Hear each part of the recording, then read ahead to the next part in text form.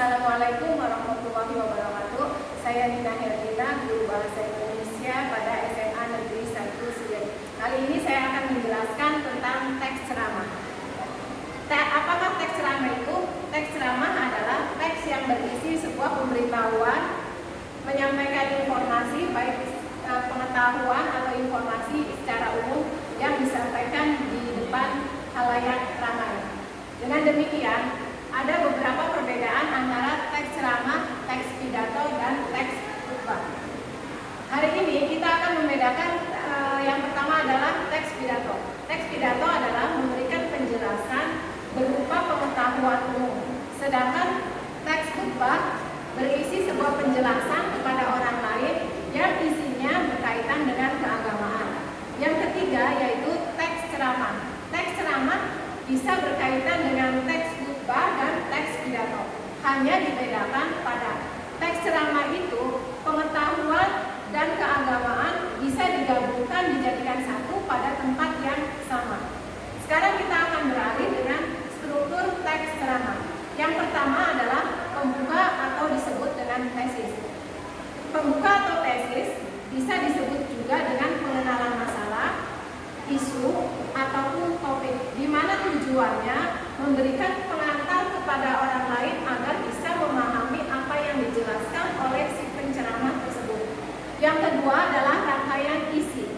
Rangkaian isi berisikan sebuah argumen dari seorang penceramah, di mana akan menjelaskan sebuah topik yang akan dikaitkan dengan pengetahuan yang ia miliki.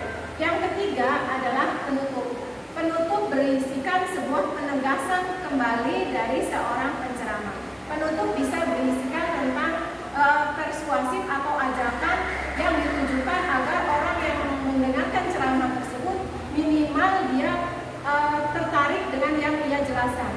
Berikutnya adalah ciri-ciri dari sebuah teks ceramah. Yang pertama berupa sebuah informasi. Dikatakan sebuah ceramah harus berisikan informasi kepada yang diberikan oleh masyarakat. Yang kedua, disampaikan oleh seorang ahli dalam bidangnya. Jadi teks ceramah itu dapat diberikan atau disampaikan kepada orang yang mempunyai keahlian dalam bidang tertentu. Yang ketiga, terdapat ajakan atau persuasif.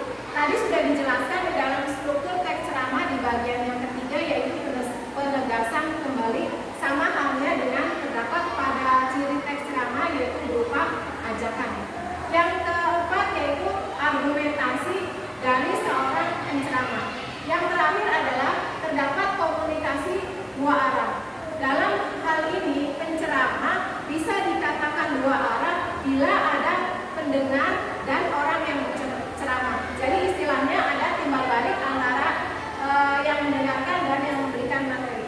Demikian sebuah informasi